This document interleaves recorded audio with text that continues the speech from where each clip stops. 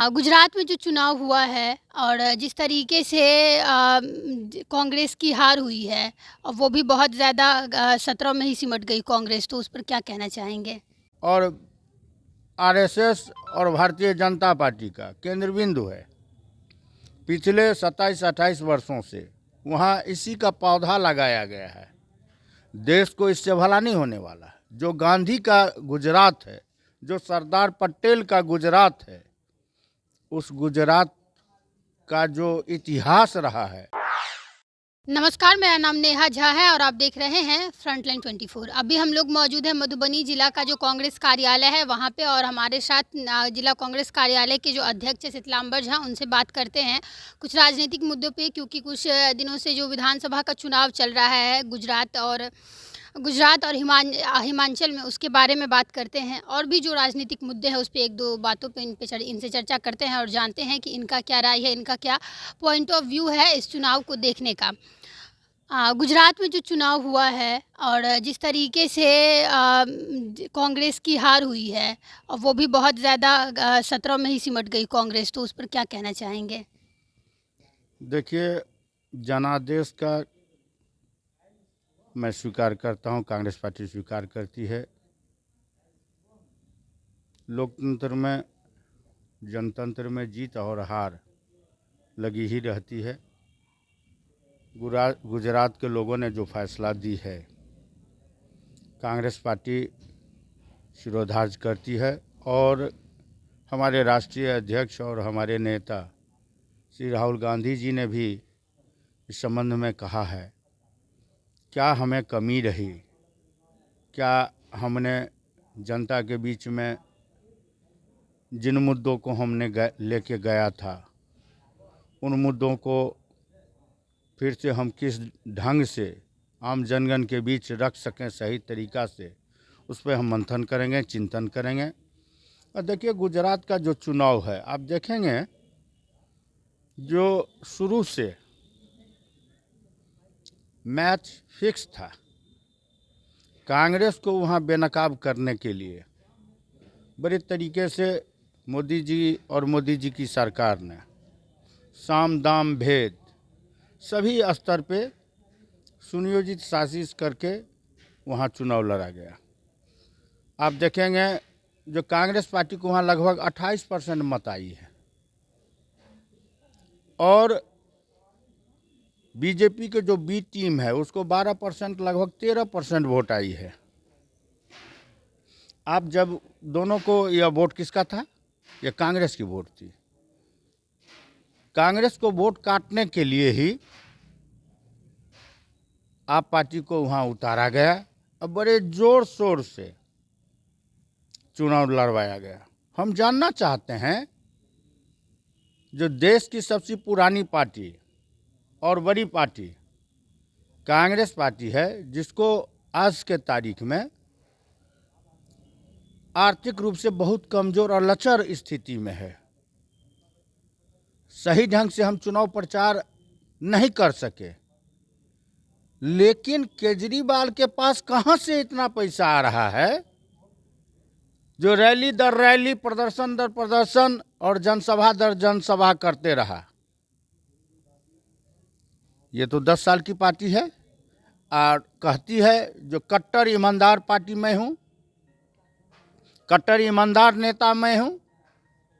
तो आखिर अरविंद केजरीवाल जी के पास इतना पैसा कहाँ से आ रहा है जो एमसीडी का भी चुनाव लड़ता है पूरी ताकत से, धन बल के सहारे, और गुजरात में भी धन बल के सहारे चुनाव लड़ता है? यह विचारणीय बात है।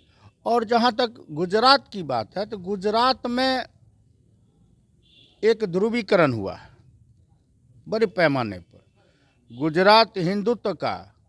तो आप देखेंगे जो बड़े पैमाने पर में वहाँ हिंदू मुसलमान का भी खेल किया गया, तब जबकि गुजरात में मात्र 10% ही मुसलमान भाइयों का पॉपुलेशन है, जनसंख्या है जी। उस स्थिति में यह खेल खेला गया।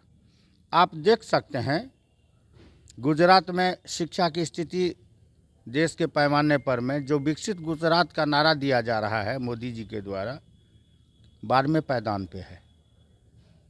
अस्पताल का जो वहाँ स्थिति है बड़ा ही दयनीय है, कोई उल्लेखनीय काम नहीं है। गांव की जो सड़कें हैं वह सड़कें जीर्ण स्थिति में है।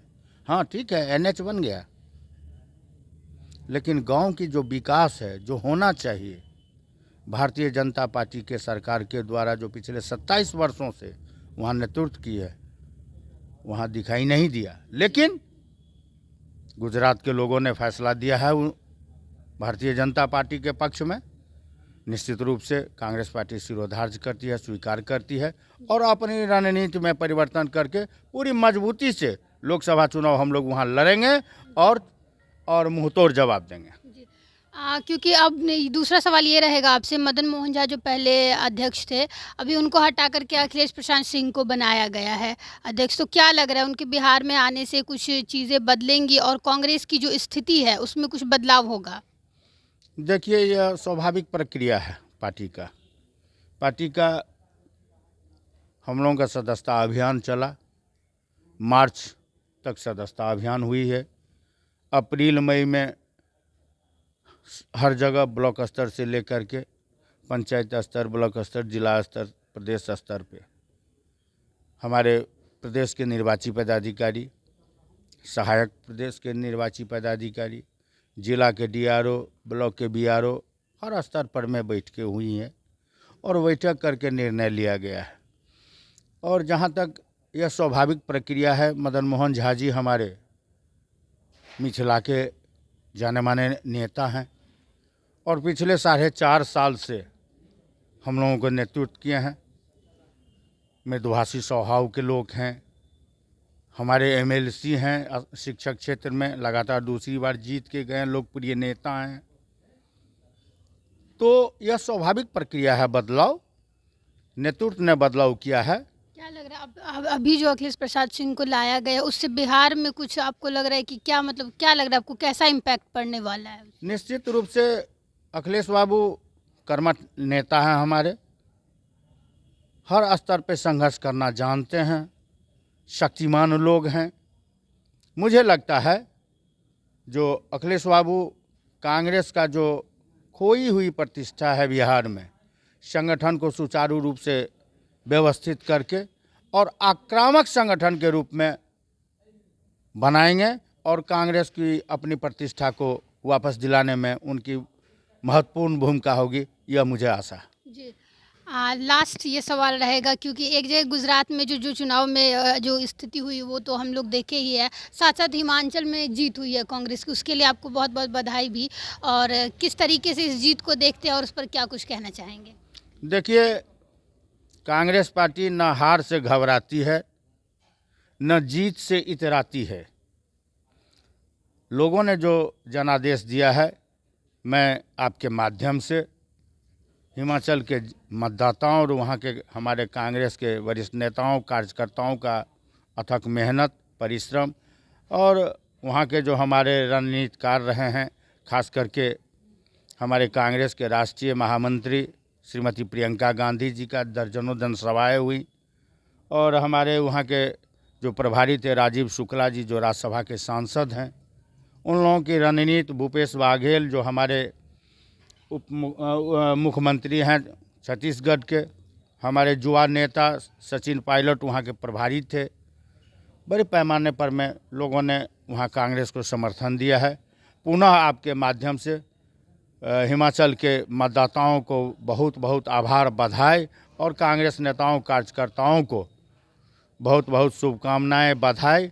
निश्चित रूप से कांग्रेस के लिए महत्वपूर्ण जीत हुई है। और आपको मैं बता दूं, जिस ढंग से मीडिया आज सभी चैनल पर में गुजरात का ढिढोरा पीटा जा रहा है,